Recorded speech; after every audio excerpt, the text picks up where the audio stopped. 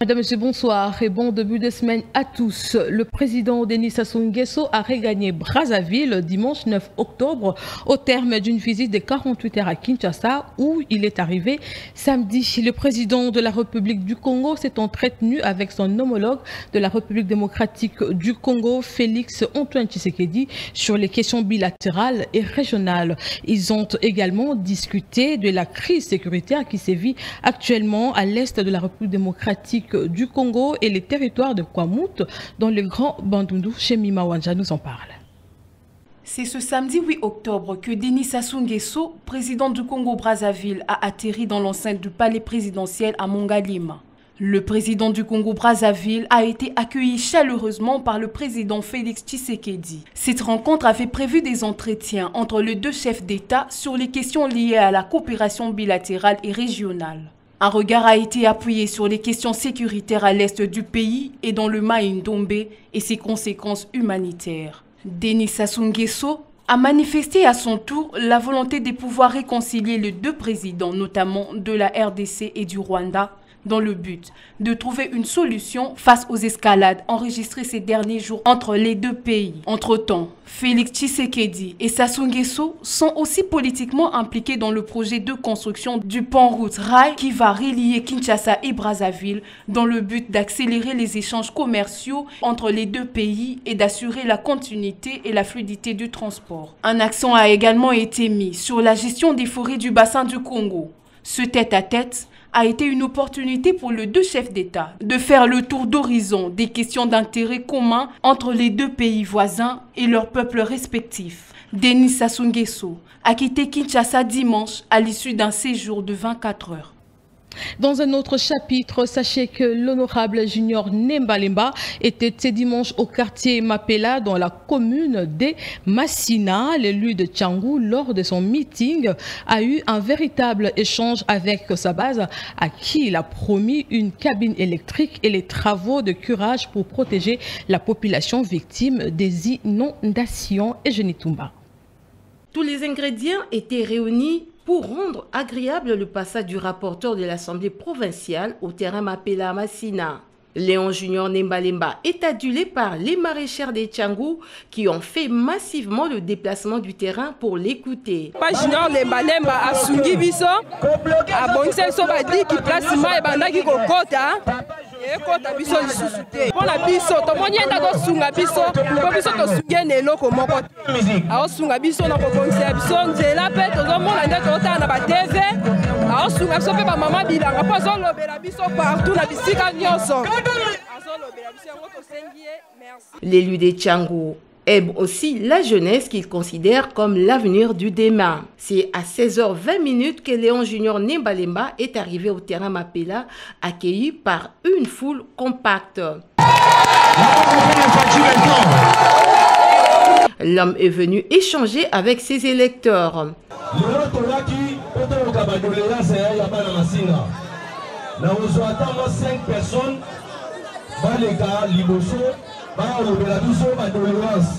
Cette ouverture d'esprit a permis à l'élu des Tchangou de connaître les vraies difficultés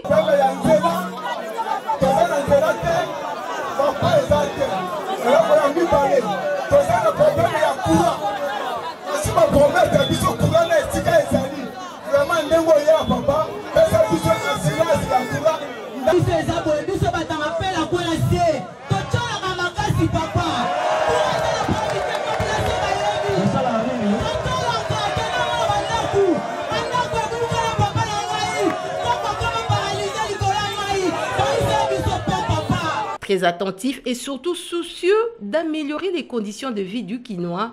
Junior Nemba Lemba a promis de s'atteler sur les revendications de la population des Mapela pour que les réponses à ses besoins ne tardent pas à venir. D'ailleurs, pour le problème lié au courant, l'homme a été très précis. D'ici un mois, une nouvelle cabine électrique sera installée à Mapela.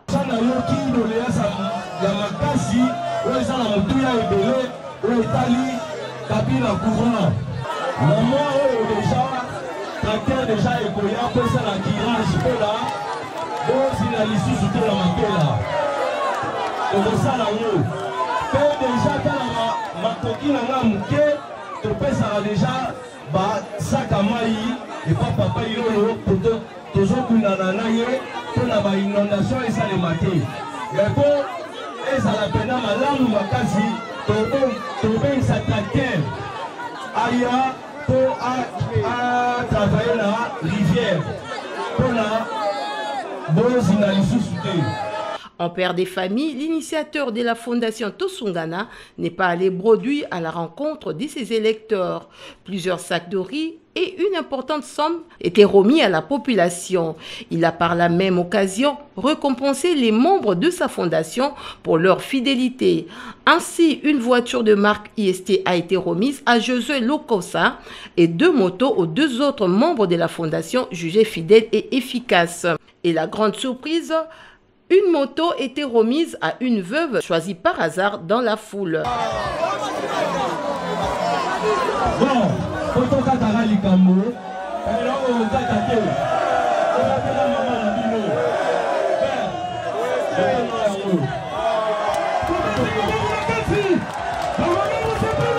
Pour l'amour des Tchangou et surtout de ses électeurs, Léon Junior Nembalemba dit « Je ne me tairai point jusqu'à ce que Tchangou verra sa lumière apparaître ».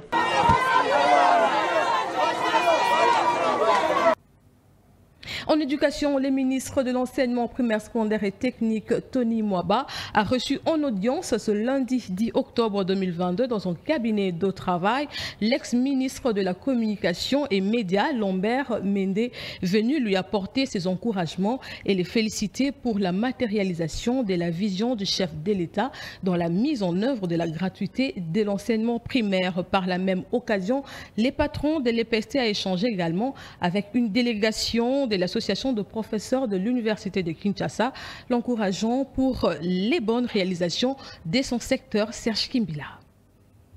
Pour Tony Mwaba, cette visite de courtoisie est une marque de reconnaissance dans sa famille politique pour le travail abattu dans ces secteurs. Lambert Mende Omalanga est un acteur politique d'envergure qui a traversé les époques sur la scène politique du pays. Le recevoir en admirateur est un signal fort. Lambert Mende Omalanga, élu du territoire de Lodja dans la province du Sankourou, a également, au cours de cet échange, évoqué la situation du secteur de l'éducation dans ces coins du pays. Préoccupation auxquelles est resté attentif les ministres de l'EPST, manifestant ainsi son satisfecit du travail abattu jusque-là en faveur du programme de la gratuité de l'enseignement de base, étant l'un des axes prioritaires du quinquennat de Félix Tshisekedi.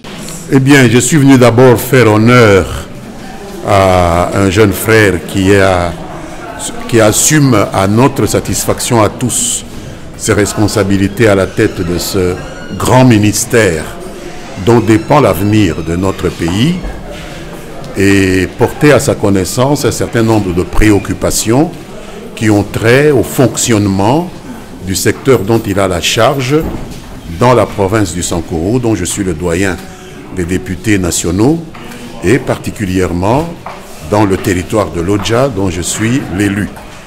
Nous avons échangé à ce sujet-là. Il m'a donné un certain nombre d'informations que je vais relayer à mes électeurs à la base, et je pense qu'ils seront satisfaits parce que je leur réserve la primeur. C'est parce qu'il est celui qui a mis ce programme en marche. Ce programme, nous l'avons élaboré depuis plusieurs années. À l'époque où moi j'étais encore membre du gouvernement, nous n'avons jamais été en mesure de le mettre en œuvre. Aujourd'hui, nous voyons les résultats de ce programme tel qu'il se déroule sur terrain. Et chez moi, il y a des centaines de milliers d'enfants qui, sans ce programme de gratuité de l'enseignement fondamental, seraient aujourd'hui en train de jouer à la margelle ou de s'apprêter à rejoindre des groupes plus ou moins marginaux, mais qui sont sur le banc de l'école. Par ailleurs, le ministre Tony Mwaba a échangé avec une délégation de l'association de professeurs de l'Université de Kinshasa, venue également l'encourager pour le bon travail abattu dans son secteur. Nous venons de rencontrer le ministre pour 2-3 petites raisons. La première raison, c'est qu'il y a tout le monde dans cette ville, voire même dans ce pays, qui chante que ce sont les professeurs qui ont tué le pays. Mais nous constatons qu'il y a un professeur qui fait la fierté de notre corporation et nous avons tenu à les féliciter, à l'encourager et à lui garantir le soutien de notre association qui est son association. Avant toute chose, le patron de l'enseignement primaire, secondaire et technique a commencé par la 19e réunion hebdomadaire avec les différents directeurs de son ministère. Une réunion suspendue pour raison des différentes itinérantes et épreuves. Parlons santé à présent, faire de la santé mentale et du bien-être de tous une priorité mentale. C'est le thème choisi pour célébrer ce 10 octobre la journée mondiale de la santé mentale. Je vous propose de suivre un extrait du ministre de Santé, Jean-Jacques Mbungani. Ce thème a été choisi dans le but d'attirer l'attention de tous sur l'importance qu'il faut accorder à la santé mentale et au bien-être de tout un chacun. Par cette célébration, l'OMS incite ses pays membres à retenir ce moment fort dans l'agenda des acteurs de santé pour promouvoir la santé mentale et le bien-être psychosocial pour tous. La situation de la santé mentale des populations à travers le monde a été aggravée par l'émergence de la pandémie Covid-19 qui a mis à rude épreuve le bien-être psychologique et social de tous. À ce jour, au moins 1 milliard de personnes souffrent de santé mentale dans le monde. Pourtant, dans les pays à revenus faibles et intermédiaires, 75 à 90% des personnes atteintes de troubles mentaux et psychosociaux n'ont pas accès aux soins dont elles ont besoin. En République démocratique du Congo, la situation de la santé mentale demeure préoccupante. Au moins 22 millions de Congolais sont affectés par des problèmes de santé mentale. Pourtant, la couverture en services de santé mentale reste encore très faible, estimée à peine à 5%. Au regard de cette situation alarmante, le gouvernement de la République démocratique du Congo, à travers le ministère de la Santé publique, Hygiène et Prévention, qui accorde une grande importance à la santé mentale, déploie par le biais du Programme national de santé mentale des efforts nécessaires en vue de promouvoir la santé mentale et améliorer la prise en charge des personnes souffrant de maladies mentales à tous les niveaux de notre système de santé. De l'autre côté, en séjour dans le Haut-Katanga, la ministre de l'Emploi, Travail et Prévoyance sociale, Claudine Douzy, a inspecté les travaux de construction d'un centre orthopédique d'une capacité de 64 lits et 4 blocs opératoires pour la prise en charge par la Caisse nationale de sécurité sociale des accidentés de travail et autres invalides. Laurence Koumassamba pour les détails.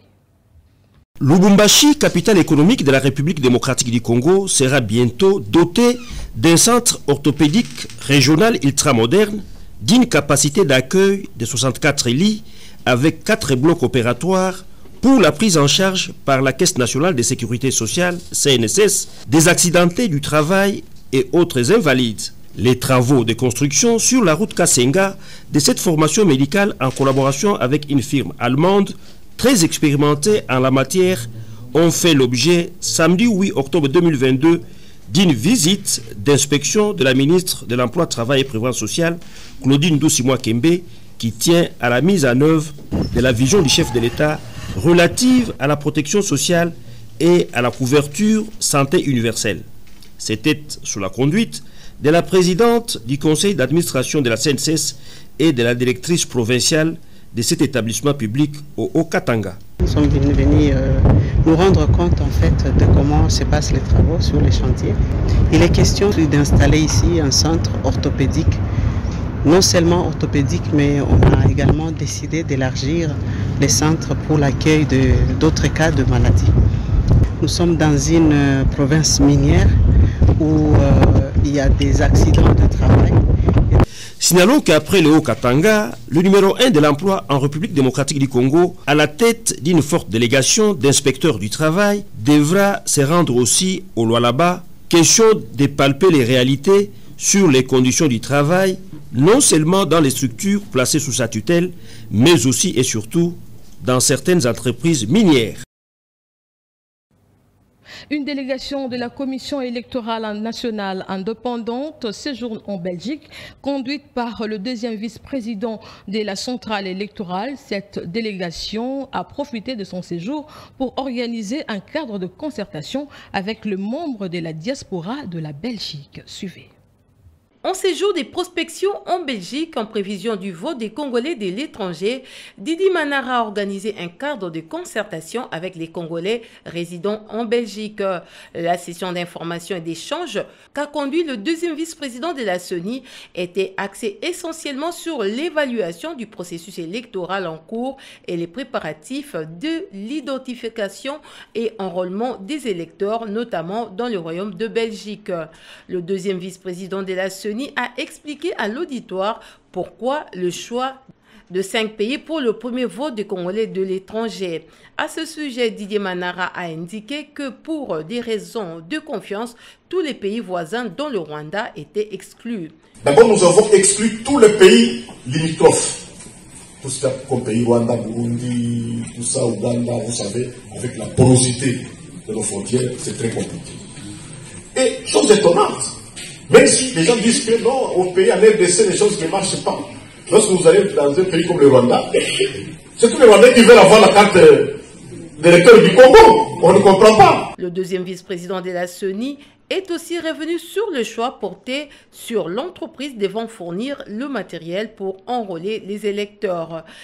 On appelle, je crois qu'une société ici, je ne sais pas, c'est vous qui connaissez l'anglais ici, Westminster, qui sont allés pour aller vérifier si le fichier était propre ou pas. Et tout ça. Mais nous ne voulons pas arriver là, parce que nous voulons vraiment associer l'IRIS pour arriver à l'unicité de l'électeur. Pour que lorsqu'un électeur est identifié à sa carte d'électeur, s'il va se faire enrôler ailleurs, qu'on le détecte immédiatement, pour éviter les doublons.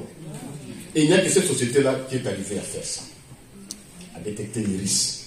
La partie interactive qui s'en est suivie a permis au président de la CENI d'apporter des réponses aux différentes préoccupations de l'auditoire. C'est une énième sortie médiatique dans le feuilleton UDPS contre les pro-Katumbi. La pomme des discordes reste les bilans de l'Union sacrée avec à sa tête le président de la République, Félix Tshisekedi. Le rassemblement de Katumbistes, structure proche de Moïse Katumbi, est monté au créneau contre Augustin Kabouya, qui a affirmé que ces bilans dont il est question devra être assumé par tout le parti représenté dans le gouvernement. Aaron Moukoulou a lu cette déclaration au nom du rassemblement Katumbiste au micro de Laurence Koumassamba. Le rassemblement des Katumbistes fait un balayage pédagogique sur la déclaration maladroite faite par Augustin Kabouya, secrétaire général de l'UDPS Tshisekedi. La déclaration dans laquelle met à nu le manque de vision. Le président de la République a été en 2018 le seul qui a promis à notre nation ce qu'il fera du Congo. En ce sujet, Augustin Kabouya ne peut donc pas, à la fin de ce mandat, commencer à accuser amis, voisins, tantes, oncles et partenaires politiques de ne pas avoir aidé le chef de l'État à atteindre son objectif paternel sur la nation. Oublions que celui-ci sera le seul comptable devant la population congolaise en 2023. Le président Moïse Katumbi, notre leader, est le premier à avoir appelé en date du 26 mai, soit quelques jours après la prise de Bunagana. Il a affirmé ce qui suit, je cite, « Face à la nouvelle épreuve que nous traversons, soyons tous unis. Tout mon soutien va aux FARDC qui se battent avec courage face au M23. Le sort de milliers de nos compatriotes en détresse doit être notre toute première préoccupation. Prenez donc besoin de comprendre ces mots qui font appel à l'unité, au soutien des FARDC et à la condamnation du M23. La déclaration de Augustin Kabouya démontre en face de la nation tout entière sa crainte d'aller aux élections en 2023 et surtout que la vérité de n'avoir pas un bilan valable à présenter devant la population congolaise. Qu'ils sachent que le parti Ensemble pour la République est prêt pour les élections et répète, pas une minute de plus. Par cette même déclaration de ce jour, le rassemblement des katumbistes soutient avec force et approuve la déclaration du parti Ensemble pour la République lue par l'honorable Olivier Kamitatou, porte-parole du président Moïse Katumbi, et rappelle, pas une minute de plus ne sera accordée au régime en place au-delà de 2023. C'est la deuxième question orale avec débat que le député Ados Ndomassi adresse au ministre de l'Agriculture sur le dossier Boukangalonzo. C'était le jeudi 7 octobre 2022 à l'Assemblée nationale. La démarche a été occasionnée par la visite à son bureau de travail des agents du parc agroalimentaire pour lui faire part de leurs préoccupations, notamment les arriérés de 15 mois des salaires. Ados Ndomassi est au micro des Fadi Lendo et Franck Mongata. C'est la deuxième question avec débat que nous adressons au ministre de l'Agriculture. Il vous souviendra qu'en 2021, nous sommes allés au niveau du parc industriel de Boukangalonzo avec quelques députés nationaux pour comprendre la gestion de ce parc. Et nous avons découvert que le parc de Boukangalonzo, malgré toutes les malversations financières qui ont été faites, il subsistait quand même des choses. Nous avons trouvé 1500 hectares de maïs qui malheureusement n'étaient pas moissonnés. Et nous sommes revenus, nous avons adressé une question orale avec débat au niveau du Parlement, mais malheureusement cette question orale n'a pas été alignée. Nous avons reçu, excusez-moi, des agents du parc agro-industriel de Boukangalonzo qui sont venus nous voir dans nos bureaux pour nous parler de la mégestion qui caractérise cette entreprise, 15 mois d'arriérés. Et nous nous sommes dit que nous allons porter cela au niveau de l'Assemblée nationale et nous avons adressé une deuxième question orale avec débat au ministre de l'Agriculture pour mieux comprendre la gestion agricole du parc de Boukangalonzo, mais aussi savoir pourquoi les employés de Boukangalonzo ont 15 mois d'arriérés. Vous savez, quand une personne travaille, elle mérite son salaire. Ces personnes sont des responsables. Ce sont des pères de famille, ce sont des mères. Ils ont des responsabilités, ils doivent scolariser les enfants, ils doivent vêtir les enfants. Donc, en tant que député national, je prends cela à bras le corps parce que vous devez savoir, madame, qu'il y a 27 millions de Congolais qui sont en insécurité alimentaire en République démocratique du Congo. Nous avons 10 millions d'enfants qui souffrent de malnutrition. Et il est établi par l'OMS qu'un enfant mal nourri pendant les 3 premières années de son existence perd 30 à 40% de ses capacités cognitives. En justice, test national de magistrats. Au total, 27 900 candidats ont passé l'examen prévu dimanche lundi à travers toute la République. Au Sud Kivu, c'est le procureur général auprès de la Cour de cassation qui a donné le go de ce concours pour faire partie du Conseil supérieur de la magistrature le dimanche 9 octobre à Bukavu au collège Alpha-Djiri en présence du gouverneur du Sud Kivu, Jocelyne Mwanda. Plus de 800 avocats du Sud Kivu ont pris part à ce concours lancé en présence du gouverneur de province Théongwabi Djekassi. Satisfait, le procureur général près la Cour de cassation a rassuré l'opinion sur la transparence qui caractérisera la suite du processus. Sincèrement, tout s'est fait dans la transparence et je crois que c'est pour aussi donner la calmie dans les esprits de tous ceux qui se sont présentés comme candidats. Cela veut dire que je suis sincèrement très satisfait et j'espère pour le Sud Kivu qu'il y aura suffisamment d'élus. Tous ceux qui ont passé l'examen étaient des éligibles. Maintenant, on a besoin des élus. Donc, je ramène les malles bien plombées qui ne seront ouvertes qu'à Kinshasa devant ceux qui devront les corriger. On renforce les rangs des magistrats, c'est pour avoir un peu plus de magistrats qui dans le pays aujourd'hui ne se retrouvent qu'au nombre de 4000, qui n'est pas suffisant, moins de 4000 d'ailleurs. Avec les 7000, nous serons peut-être, et l'on verra, couvrir toute la République. Lors de son bref séjour au Sud Kivu, il a eu à prendre langue avec des magistrats et d'autres animateurs des institutions judiciaires en province. Notons également que la publication des résultats est attendue le 31 octobre 2022. Sur le territoire national, 3000 magistrats seront retenus et nommés par ordonnance présidentielle. En sport, les agents du secrétariat général du ministère de Sport et Loisirs étaient en sit-in ce lundi 10 octobre devant le bureau du ministère de Budget pour exiger le paiement de leurs primes après plusieurs appels lancés au gouvernement. Ils dénoncent l'inaction de ces derniers. Stéphane Mouchipai, Kinkaboya. Ils se sont mobilisés pour la énième fois ce lundi 10 octobre devant le bureau du ministère de Budget pour réclamer le paiement de primes spécifiques après plusieurs années de service. Ces agents du secrétariat général du ministère de Sport et Loisirs dénoncent l'inaction des autorités après plusieurs revendications et appels lancés à leur endroit en vue de trouver gain de cause à leur doléance. Nous sommes agents du secrétariat général au sport et loisirs. Le secrétariat général au sport et loisirs a une ligne budgétaire que l'État congolais a accordée à toutes les administrations, qui est appelée prime permanente, spécifique permanente. Cette prime-là est déjà alignée à un code sur le document appelé loi des finances. Et depuis, le secrétariat général n'est jamais bénéficiaire de cette prime. Alors, on a commencé à demander, nous avons protesté, nous avons écrit, on n'a jamais obtenu gain de cause. Voilà qu'aujourd'hui, avec les agents, nous nous sommes décidés de venir faire le suivi du dossier. On a demandé à avoir des dégâts.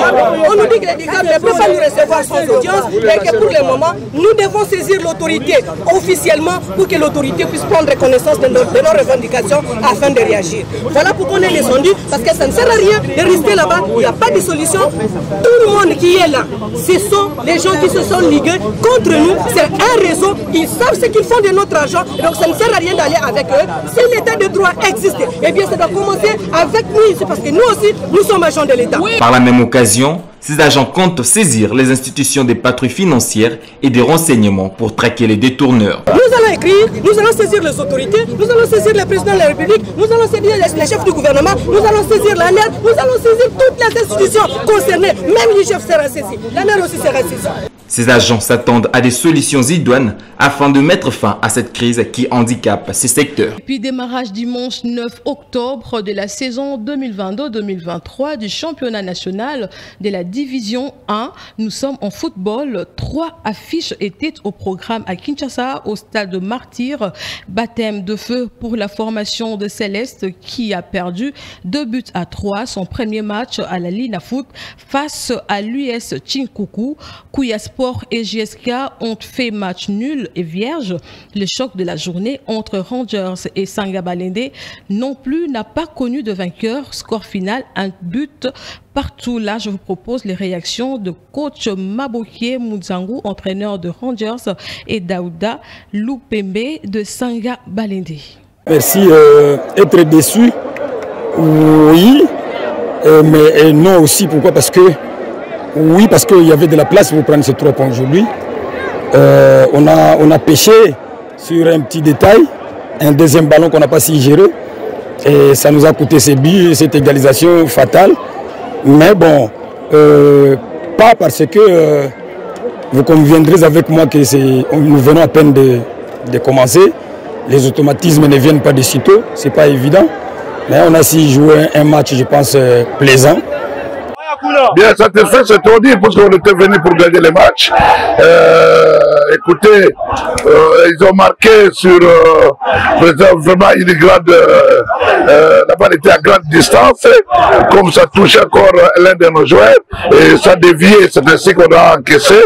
Et quand nous avons mis une batterie, on a lié un peu l'RG, et quand on a collimaté au milieu, voilà, alors jusqu'à la fin, on devait jouer. Si on ajoutait encore du temps, vous avez vu, on pouvait encore faire mieux.